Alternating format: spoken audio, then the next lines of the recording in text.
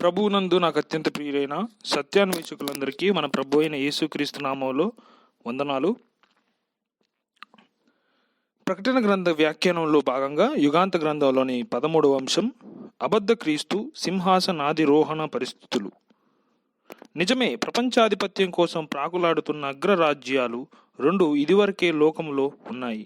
సైనిక శక్తిని బట్టి, ఆర్థిక ప్రాబల్యాన్ని బట్టి దరిదాపుగా ప్రపంచంలోని అన్ని ఇతర దేశాలు ఈ రెండు అగ్రరాజ్యాలపైన ఆధారపడవలసి వస్తుంది.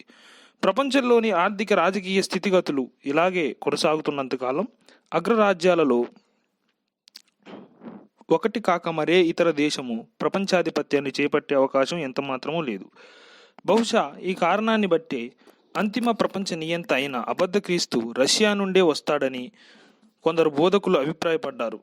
ఇది బైబిల్ ఎంత మాత్రము సంప్రదించకుండా తమ స్వంత బుర్ర మీద ఆధారపడి ఈ లోక రాజకీయ పండితులు చేసినట్లు అధ్వానంగా చేసిన వ్యాఖ్యానం.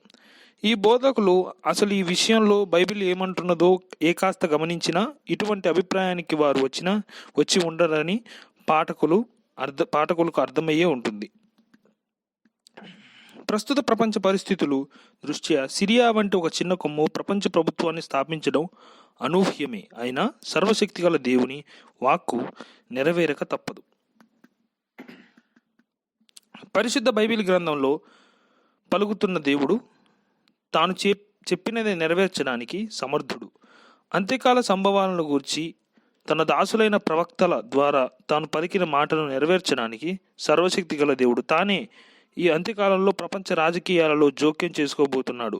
దేవుడు తానే తన హస్తం చాపి ఊహించ శక్యం కాని మార్పులను ప్రపంచ ఆర్థిక రాజకీయ రంగాలలో తీసుకొని వచ్చి ఒకానొక చిన్న కొమ్ము ప్రపంచ నియంత కావడానికి అనుకూల పరిస్థితులను సృష్టించబోతున్నాడు. ఈ సంగతి లేఖనంలో స్పష్టంగా ప్రవచించబడి ఉంది. అబద్ధ క్రీస్తును ఒక చిన్న కొమ్ముగా మనకు పరిచయం చేసిన మొట్టమొదటి దర్శనంలోని అతడు ప్రపంచాధిపత్యానికి వచ్చే సమయంలో ఉండే పరిస్థితుల గురించి కూడా చూచాయిగా మనకు తెలియజేస్తుంది లేఖనం. ఇంతకు 7వ అధ్యాయంలో తాను చూసిన మొదటి దర్శనంలో ఈ 4 జంతువులు సముద్రం నుండి పైకి వచ్చాయని కదూ దానియేలు అన్నాడు. అప్పుడు దానియేలు గమనించిన వాతావరణ పరిస్థితి ఎలా ఉందంటారు? నేను తేరి చూడగా ఆకాశపు నలుదిక్కుల నుండి సముద్రం మీద గాలి విసురుట నాకు కనబడెను. దానియేలు గ్రంథం 7వ అధ్యాయం 2వ వచనం. పఠితులు ఆలోచించండి. సముద్రం మీద 4 దిక్కుల నుండి ఒకేసారి గాలి విసిరితే ఎలా ఉంటుంది? అప్పుడు ఏం జరుగుతుంది? తుఫాను. 4 దిక్కుల నుండి ఏకకాలంలో సముద్ర జలాల మీద గాలి విసిరితే సముద్రంలో తుఫాను చెలరేగుతుంది. దానియేలు చూచిన ఆ చిన్న కొమ్మునకు మాతృక అయిన భయంకర మృగం తుఫానులో పుట్టింది. ఇదంతా ఉపమాన పరిభాష అని వేరే చెప్పనక్కర్లేదనుకుంటాను. మనం లోగడ చెప్పుకున్నట్లు సముద్రం అంటే లోక జనాంగాలని ప్రవచనం భావం.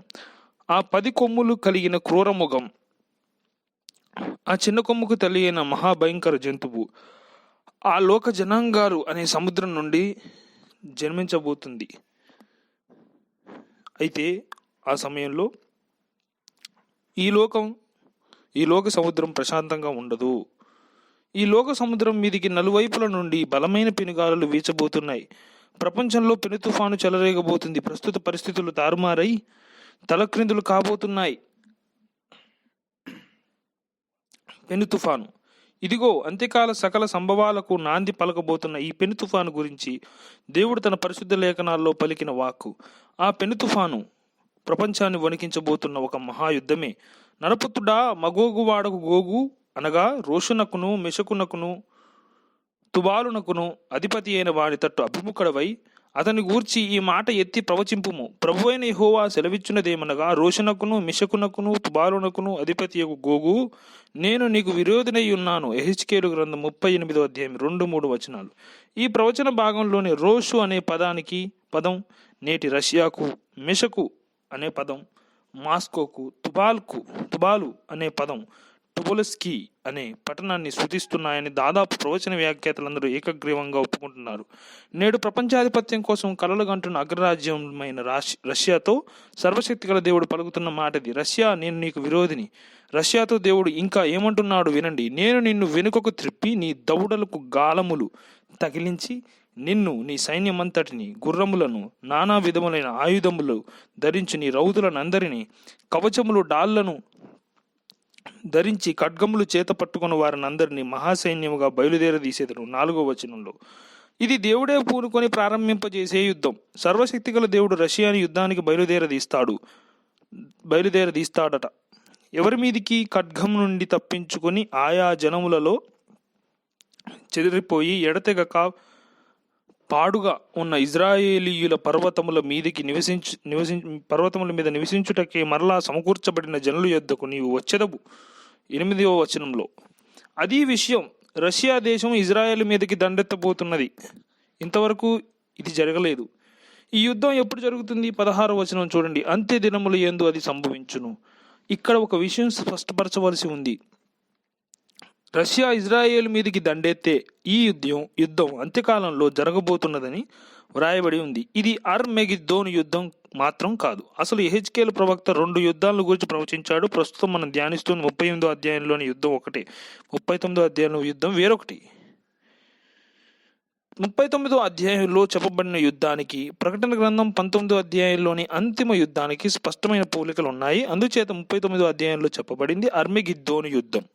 అయితే 39వ అధ్యాయంలో ప్రవచింపబడిన యుద్ధానికి 38వ అధ్యాయంలోని యుద్ధానికి కొన్ని మౌలికమైన భేదాలున్నాయి. అందుచేత 38వ అధ్యాయంలోని యుద్ధం అర్మెగిద్దోను యుద్ధం కాదు. దీనికి కారణం మనం అర్మెగిద్దోను యుద్ధాన్ని గురించి నేర్చుకునేటప్పుడు పాఠకులకు మరింత విపులంగా అర్థమవుతాయి. మొదటి మెట్టుకు ప్రస్తుతం మనం మాట్లాడుతున్నది అర్మెగిద్దోను యుద్ధాన్ని గురించి కాదు. ఈ యుద్ధం అంత్యకాలంలో సంభవించబోతున్నది. ఈ యుద్ధం కోసం దేవుడే రష్యా ప్రభుత్వాన్ని అభిప్రాయాలు పుట్టించి 10వ వచనంలో వారు ఇజ్రాయేలు మీదకి బయలుదేరదీస్తాడు. ఈ యుద్ధం ఎందుచేత జరుగుతుంది? వారిని దోచుకొని కొల్లసొమ్ముగా పట్టుకొనుటకై రష్యన్లు యుద్ధం చేస్తారు. 12-13 వచనాలు. అంతేకాదు ఇజ్రాయేల్ దేశాన్ని తాము జయించి ఆక్రమించుకుంటే అక్కడి నుండి ఇక పశ్చిమ భౌగోళాన్ని జయించడం రాజకీయంగా తమకు తేలికవుతుందని రష్యా నాయకులు నెలకొన్న ఒక అభిప్రాయం. ఇజ్రాయెల్ దేశంలో రష్యా నాయకులను ఆకర్షిస్తున్న కొల్లసొమ్ము ఏమిటి? మృత సముద్ర నీటిలో అంతులేని ఖనిజ లవణాలు కలిసి ఉన్నాయి. కొందరు పండితులు, శాస్త్రవేత్తల అంచనాల ప్రకారం ఒక మృత సముద్రంలోని ఖనిజ లవణాలకు విలువ కడితే ఆ విలువ అమెరికా సంయుక్త రాష్ట్రంలోని యావత్తు సంపద కంటే 40 రెట్లు ఎక్కువ. బహుశా ఈ లవణాల సంపదల కోసం కూడా రష్యా ఆశించవచ్చు. రాజకీయంగా, ఆర్థికంగా తాము ప్రపంచ విజేతలు కావడానికి ఉన్న కీలకం ఇజ్రాయేలును జయించడమేనని రష్యా నేతలకు తెలుసు. అందుచేత రష్యన్లు ఇజ్రాయేల్ మీదకి దండెత్తడానికి ఇదివరకే యుద్ధ సన్నాహాల్లో ఉన్నారనేది జగమెరిగిన సత్యం. ప్రస్తుత ప్రవచన భాగం మనకు తెలియజెప్తున్నది ఏమిటంటే ఆ యుద్ధంలో రష్యాతో పాటు మరికొన్ని రష్యా మిత్ర దేశాలు కూడా పాలుపొందబోతున్నాయి. నీతో కూడిన పారసీక దేశపు వారిని, కూషీయులను, పూతు వారినందరినీ, డాళ్లను, శిరస్త్రాణములను ధరించుకొని వారిని అందరినీ నేను బయలుదేరదీసేదను. గోమేరును అతని సైన్యమంతయును, ఉత్తర దిక్కులలో నుండి తొగర్మాను అతని సైన్యమును, జనముల అనేకులు నీతో కూడా వచ్చును. యెహెజ్కేలు గ్రంథం 38వ అధ్యాయం 5-6 వచనాలు. ఈ లేఖనంలోని పారసీక దేశం ప్రస్తుత ఇరాన్ దేశమే అనడంలో ఎవరికీ సందేహం లేదు. కూషు అనే పేరు ప్రస్తుత ఈజిప్టుని దేశాన్ని, గోమేరు అనే పేరు జర్మనీని సూచిస్తున్నాయి. పూతు, తోగర్మా అనే పేర్లను గురించి పండితులు ఏకాభిప్రాయానికి రాలేకపోయారు. తొగర్మా అనేవాడు గోమేరు దేశం ప్రజల మూల పురుషుడైన గోమేరు అనేవాడి కుమారుడు. అందుచేత గోమేరు దేశానికి జర్మనీ అని, పొరుగు దేశాలలో ఒకటై ఉండవచ్చు. గోమేరు దేశానికి పొరుగు దేశాలలో ఒకటై ఉండవచ్చు ఈ తొగర్మా. ఇకపోతే పూతు అనేవాడు నేటి లిబియాను సూచిస్తున్నదని పలువురు పండితులు సెలవిస్తున్నారు. వీళ్ళే కాక ఇంకా జనములు అనేకులు రష్యాతో కలిసి ఇజ్రాయెల్ మీదకి దండెత్తుతారు. ఊహించండి, ఇజ్రాయెల్ కేవలం 40 లక్షల జనాభా కలిగిన చిన్న దేశం. అంటే హైదరాబాద్ నగర జనాభా అంత అన్నమాట. విస్తీర్ణంలో ఇజ్రాయేలు ఆంధ్రప్రదేశ్లోని ఒక చిన్న జిల్లా అంత ఉంటుంది. ఇంత చిన్న దేశం మీదికి రష్యా వంటి అగ్ర సైనిక శక్తి అనేక ఇతర దేశాలతో కలిసి దండెత్తుతుంది. అప్పుడు ఏం జరుగుతుంది? ఇజ్రాయేల్ ఈ పెను తుఫానును ఎలా తట్టుకుంటుంది? ఈ భయంకర నాశనం నుండి ఇజ్రాయేలును ఎవరు కాపాడుతారు?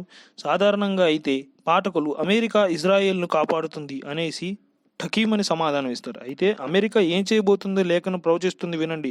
సేబా వారును, దాదాను వారును, తార్షీసు వర్తకులను, కొదవ సింహములను వంటి వారైన దాని తార్షీసు వారందరూ ఒక కార్యం చేస్తారని లేఖనం ప్రవచిస్తుంది. ఇక్కడ తార్షీష్ అనే పదానికి గ్రేట్ బ్రిటన్ ని సూచిస్తుందని కొందరు వ్యాఖ్యాతలు చెబుతున్నారు. దానితో నేను ఏకీభవిస్తున్నాను. కారణం ఏంటంటే ఈ తార్షీసు ఒక తల్లి సింహం కావాలి. ప్రపంచంలోని ప్రతి దేశానికి ఒక జాతీయ జంతువు చిహ్నం ఉంటుంది. ప్రపంచ దేశాలన్నింటిలో తల్లి సింహం లేదా ఆడు సింహం జాతీయ చిహ్నంగా కలిగిన ఒక దేశం గ్రేట్ బ్రిటన్. అంతేకాదు అనేక స్వతంత్ర దేశాలకు తల్లి అనే పోలికకు తగినది కూడా బ్రిటన్ దేశమే. బ్రిటన్ కన్న బిడ్డల్లో గ్రేట్ బ్రిటన్ అధికారిక పరిధిలో నుండి పుట్టిన కొదమ సింహాల్లో ప్రధానమైనది అమెరికా. అందుచేత హెచ్కేఎల్ గ్రంథం 38వ అధ్యాయంలో పేర్కొనబడిన తార్షీషు కొదమ సింహములు అంటే అమెరికా సంయుక్త రాష్ట్రాల వారి మిత్ర దేశాలు అయి ఉండవచ్చు. ప్రపంచంలో ఒక ప్రధానమైన సైనిక శక్తి అయిన రష్యా, దాని మిత్ర దేశాలు సైన్యాలు ఓ అర్భకుడిలాగా చిన్న ఇజ్రాయెల్ దేశం మీదకి తమ సర్వశక్తులు ఒడ్డి ప్రచండంగా దండెత్తి వస్తుంటే ఆ దౌర్జన్యాన్ని ఎదుర్కోవడానికి శక్తి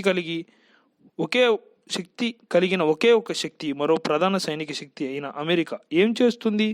గోగు రష్యాతో దేవుడు చెప్తున్నాడు, వినండి. వారందరూ నిన్ను చూచి సొమ్ము దోచుకున్నటకు వచ్చితివా, దోపు దోచుకున్నటకు సైన్యం సమకూర్చితివా, బహుగా దోపు దోచుకొని వెండి బంగారములను పశువులను సరుకులను పట్టుకొని పోవుటకు చాలా దోపుడు దోచుకొనుటకు వచ్చితివా అని నిన్ను అడుగుదురు. అది సంగతి.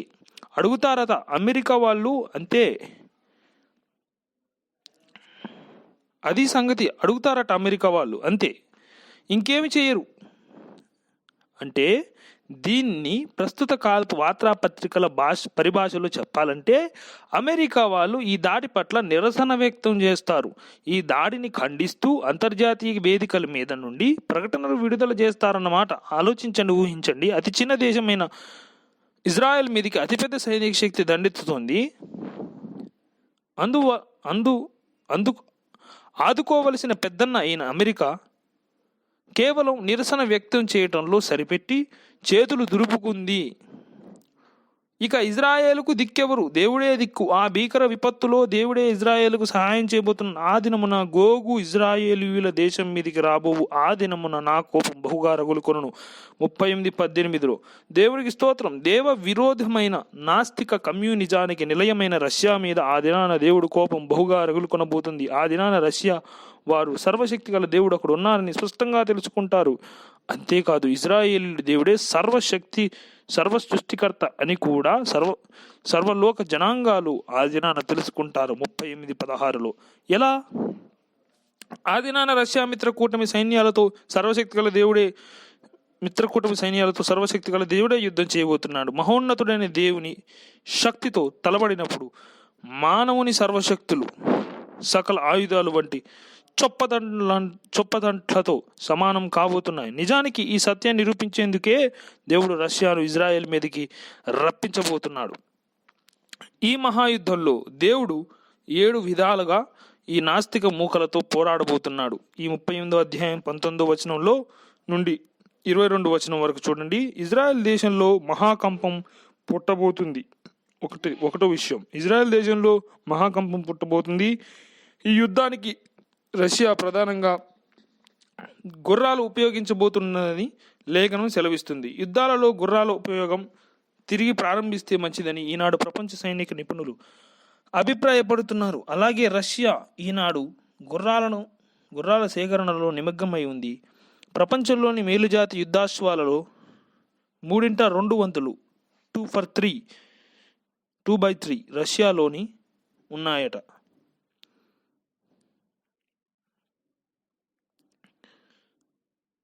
రష్యా సైన్యాలు తమ గుర్రాల మీద ఇజ్రాయెల్ దేశం చుట్టూ ఉన్న పర్వతాల మీదికి రాగానే ఒక భయంకర భూకంపం సంభవిస్తుంది. కొండపేటలన్నీ పడును, గోడలన్నీ కూలును అంటుంది లేఖనం. అనుకోని ఈ సంభవానికి బిత్తరపోయి అశ్వికులు ఇజ్రాయెల్ మీద దాడి చేయడానికి బదులు తమ ప్రాణాన్ని అరచేతిలో పట్టుకొని పారిపోతారు. నా పర్వతాలన్నిటిలో అతని మీదికి ఖడ్గము రప్పించేదని అంటున్నాడు దేవుడు. ప్రాచీన కాలంలో ఒకసారి ఇజ్రాయేల్ మీదికి దండెత్తి వచ్చిన అశ్షూరు సైన్యం మీదికి దేవుడు తన ఖడ్గాన్ని పంపిన వైనం జ్ఞాపకం చేసుకోండి. అప్పుడు మానవ ప్రమేయం లేకుండా ఒకే రాత్రిలో 1,85,000 మంది సైనికులు మరణించారు. 2వ రాజుల గ్రంథం 19వ అధ్యాయం 35 వచనం. ఇటువంటి కార్యమే మళ్ళీ ఇజ్రాయెల్ దేశపు శివార్లలో దేవుడు జరిగించబోతున్నాడు. ఇజ్రాయెల్ దేశాన్ని నాశనం చేద్దామనుకున్న పరాక్రమశాలుడు దేవుని హస్తం వారిని మొత్తగా చిత్రంగా గిలగల కొట్టుకొని మరణిస్తారు. అసలు ఏం జరుగుతుందో రష్యా నేతలకు అర్థం కాదు. అంతేకాదు, మరో విచిత్రం గమనించండి. ప్రతివాని ఖడ్గం వారి సహోదరు మీద పడును అంటుంది లేఖనం. దేవుడు రష్యా సైనికులకు మతి భ్రమింపజేయబోతున్నాడు. అటువంటి కార్యం ఇజ్రాయేల్ కొరకు లోగడ దేవుడు జరిగించాడు. న్యాయాధిపతుల గ్రంథం 7వ అధ్యాయం 22వ వచనం, సమూయేలు రాసిన మొదటి గ్రంథం 14వ అధ్యాయం 20వ వచనం. దేవునికి స్తోత్రం. ఇజ్రాయేలీయుల నేదో చేద్దామనుకొని వచ్చిన సైనికులు మతి భ్రమించి తమలో తాము ఒకరినొకరు చంపుకోబోతున్నారు. రష్యా నేతలకు పిచ్చెక్కినంత పనవుతుంది. దేవుడు తెగులును కూడా ఆ నాస్తిక సైన్యాల మీదకి పంపుతాడు. అకస్మాత్తుగా ఇజ్రాయెల్ మీదకి బాంబులు వేయడానికి సిద్ధంగా ఉన్న సైనికులకు ఎవరికి అర్థం కాని విచిత్ర వ్యాధి సోకబోతుంది. ఉన్నట్టుండి ఆ సైనికులు విరోచనాలు, వాంతులు లాంటి బలహీనతలు సంభవించి అనేకులు మరణిస్తారు. అంతేకాక ఆ రోజున దేవుడు ఆ సైన్యాల మీద ప్రళయమైన వాన కూడా కురిపిస్తాడు. ఆ ప్రచండ వర్షం కారణంగా విమాన దాడులు కష్టమవుతాయి. యుద్ధ విమానాలు ఏమీ చేయలేకపోతాయి. పెద్ద వడగండ్లను దేవుడు కురిపించబోతున్నాడు. ఈ పెద్ద వడగండ్లు దెబ్బకు నేల మీదనున్న అశ్వికులు విమానాలలో నుండి దాడి చేసి సైనికులు పెద్ద సంఖ్యలో మరణిస్తారు. అగ్నిగంధకములు కూడా కురిపిస్తానని దేవుడు తెలియపరుస్తున్నాడు. సొదొమ గొమొర్రాల మీద అగ్నిగంధకములు దేవుడు కురిపించిన కారణంగానే ఆ పట్టణాలు ఈనాటి మృత సముద్రంగా మారినాయి. ఆ మృత సముద్రం కోసం ఆశించి వచ్చిన రష్యా సైన్యాల మీద దేవుడు మరోసారి తన నిధులలో నుండి అగ్నిగంధకములు కురిపిస్తాడు. ఇంతటితో రష్యా వారి మిత్ర దేశాలు సర్వ సైన్యాలు పీనుగ కుప్పలై ఇజ్రాయేలీయుల పర్వతాల మీద మిగిలిపోతాయి. ఇదంతా ఎందుకు సంభవిస్తుంది అర్థం కాక రష్యా నేతలు జుట్టు పీక్కుంటారు. 7వది, రష్యా దేశం అంతటి మీద ఇతర ద్వీపాల మీద దేవుడు అగ్ని పంపిస్తాడు. 38వ అధ్యాయం 6వ వచనం చూడండి. నేను మగోగు మీదకి ద్వీపంలో నిర్విచారముగా నివసించు వారి మీదకి అగ్ని పంపించేదను.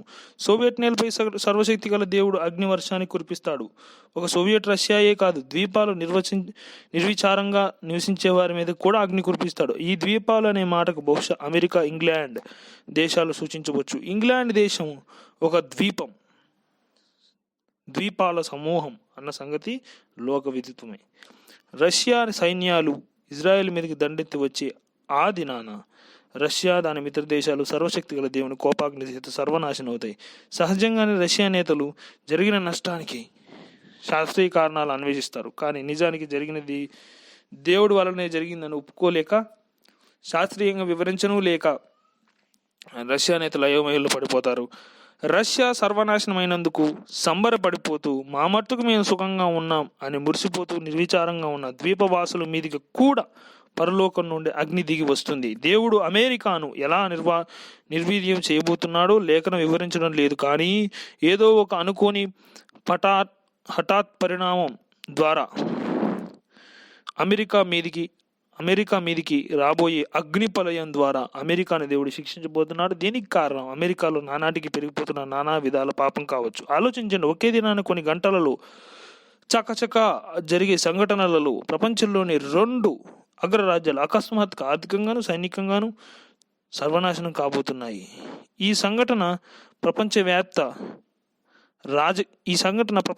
రాజకీయ వర్గాల్లో ఒక పెను తుఫానుగా పరిణమిస్తుంది. ప్రపంచ ప్రజలు హృదయాలలో భీతి, అభద్రతా భావం ముప్పిరిగొంటాయి. ప్రపంచమంతా ఆందోళన తాండవిస్తుంది. ప్రపంచమంతా భీతి, ఆందోళన, దిక్కుతోచని పరిస్థితి. యుద్ధం అంటేనే ఏహ్య భావం. ఒక రాజ్యం మరో రాజ్యం పైకి దండెత్తితేనే ఇంత నాశనం జరిగింది. ఇక మళ్ళీ ప్రపంచ యుద్ధమే తటస్థిస్తే ఆ ఊహ ప్రపంచ ప్రజల హృదయాలను, శరీరాలను జలధరింపజేస్తుంది. మాకు యుద్ధం వద్దు, శాంతి కావాలి, శాంతి కావాలంటూ ప్రపంచ ప్రజలు ముక్త కంఠంతో ఎలుగెత్తి నినాదిస్తారు. ప్రపంచ మేధావులు కొందరు ప్రపంచంలో అసలు ఏనాడు యుద్ధానికి ఆస్కారమే లేని వ్యవస్థను సృష్టించాలని పిలుపునిస్తారు. ప్రపంచంలో ఒకటి కంటే ఎక్కువ ప్రభుత్వాలు ఉన్నంత కాలం ఏవో కొన్ని అంశాల మీద ఆ ప్రభుత్వం మధ్య భిన్నాభిప్రాయాలు, అభిప్రాయ భేదాలు తలెత్తడం సహజమని అందుచేత ప్రపంచ యుద్ధ ప్రమాదం లేకుండా ఉండాలంటే ప్రపంచమంతటికి ఒకటే ప్రభుత్వం ఏర్పడాలని మేధావులు ప్రతిపాదిస్తారు. ప్రపంచమంతటికి సమైక్య ప్రభుత్వం ఏర్పడాలనేది కొన్ని దశాబ్దాలుగా మేధావి వర్గాల్లో వినవస్తున్న సిద్ధాంతం. ప్రస్తుత అన్నిటికీ మూల కారణమైన అణుశక్తి వినియోగ సిద్ధాంతాన్ని కనుగొన్న శాస్త్రవేత్త ఐన్స్టీన్కి ఆయన పరిశోధనకు గుర్తింపుగా నోబెల్ బహుమతి ఇచ్చినప్పుడు ఆయన దుఃఖ స్వరంతో పలికిన మాటలు. ఈ నోబెల్ బహుమతికి నేను పాత్రుడిని కాను, ఎందుకంటే ఈనాడు నేను కనుగొన్న సిద్ధాంతం యుద్ధోన్మాదాల చేతుల్లోకి వెళితే అది మానవాళిని సర్వనాశనానికి దారితీయగలదు. ఆనాటి నుండి ఐన్స్టీన్ ప్రపంచ ఏక ప్రభుత్వం ఏర్పడాలనే రాజకీయ సిద్ధాంతాన్ని ప్రచారం చేయసాగాడు. అంత్యకాలంలో సోవియట్, రష్యా, బ్రిటన్, అమెరికా దేశాల విషాదకర పతనం తరువాత సరిగ్గా ఇవే కారణాలను బట్టి తిరిగి ప్రపంచ ఏకాధిపత్యం రావాలని వాదం ప్రబలుతుంది. కానీ ప్రపంచ ప్రభుత్వాన్ని ఎవరు స్థాపిస్తారు? ఎవరికి ఆ శక్తి ఉంది? ప్రపంచంలో ఏ ఒక్క రాజ్యము తనంతట తానుగా స్వతంత్రంగా ప్రపంచ ప్రభుత్వాన్ని స్థాపించే స్థితిలో లేదు. అమెరికా, రష్యా రెండు పూర్తిగా నిర్వీర్యం అయిపోయాయి. ఇక ప్రపంచ ప్రభుత్వ స్థాపన ఎలా సాధ్యమవుతుంది? ఆ సమయంలో లోకం నలువైపుల నుండి పెనుగాలుల చేత కొట్టబడుతూ సముద్రంలాగా ఉంటుంది. అల్లకల్లోలిత సముద్రంలో నుండి లోక జనాంగాల నడుమ ఉన్నట్టుండి ఎక్కడో ఒక చిన్న ప్రత్యేక కదలిక. కొన్ని దేశాల అధినేతలు ఒకరితో ఒకరు రహస్య సమాలోచనలు జరుపుతున్న సవడి. అంతలో ఉన్నట్టుండి కల్లోలిత లోక సముద్రం మధ్యలో నుండి 10 కొమ్ములు కలిగిన ఒక క్రూర మృగం పైకి ఎక్కి వస్తుంది. ఆ 10 కొమ్ములు 10 రాజులను సూచిస్తున్నవి అంటున్నది లేఖనం. ఆ మృగానికి ఉన్న 10 కొమ్ములు 10 రాజ్యాల కూటమిని సూచిస్తున్నాయి. దానియేలు 7:24. అమెరికా, రష్యా దేశాలు ఆశ్చర్యకరంగా పతనమైపోవడంతో ప్రపంచ ప్రజలు శాంతి కోసం అలమటిస్తుండగా ప్రపంచమంతటినీ పరిపాలించేందుకు ఏక ప్రభుత్వం ఏర్పడాలని మేధావులు పిలుపునిస్తూ ఉండగా హఠాత్తుగా మధ్యప్రాచ్యంలోని 10 దేశాలు ఒక కూటమిగా ఏర్పడి తాము ప్రపంచ ప్రభుత్వాన్ని స్థాపిస్తున్నామని ప్రకటిస్తాయి. మధ్యప్రాచ్యంలో నూతనంగా ఏర్పడిన దశరాజ్య కూటమిని సభ్యులైన మేము ప్రపంచ ప్రభుత్వాన్ని స్థాపిస్తున్నాం. ఈ దినాన మేము ప్రపంచ ప్రభుత్వాన్ని స్థాపకులం. మమ్మల్ని మేము ప్రకటించుకుంటున్నాం. మేము స్థాపించిన ప్రపంచ ప్రభుత్వాన్ని గుర్తించడానికి ఇష్టం లేని దేశాలు మేము మా సైనిక శక్తితో లొంగ తీసుకుంటాం. రాగల 48 గంటలలోగా మా ఆధిపత్యానికి లోబడి ఉంటారని వారందరూ మా ప్రభుత్వం పట్ల తమ విధేయతను ప్రకటించాలి. లేకపోతే ఆ దేశాలను మేము తీసుకొని సైనిక చర్యకు గురి అవుతారు. ఆ దేశాలు మేము తీసుకుని సైనిక చర్యకు గురి అవుతారు. ఇంచుమించు ఇలాంటి అర్థం వచ్చి ప్రకటన ఆ దశరాజ్య కూటమి సభ్య దేశాలు వెలువరిస్తాయి. ఇంతకు ముందే రష్యా, అమెరికా వంటి దేశాలు తమ కళ్ళ ముందే పతనం కాగా చూచి భయకంపితులైన భూప్రజలు మళ్ళీ ఈ దశరాజ్య కూటమి సైన్యాలతో యుద్ధానికి సాహసించరు. అసలే చావు తప్పి కన్నులొట్టపోతున్నట్టున్న ప్రపంచ దేశాలు ఏమాత్రం ప్రతిఘటించకుండా వెంటనే ఆ దశరాజ్య కూటమి ప్రభుత్వానికి తమ విధేయతను ప్రకటిస్తారు. అంతటితో దశరాజ్య కూటమి ప్రపంచ ప్రభుత్వ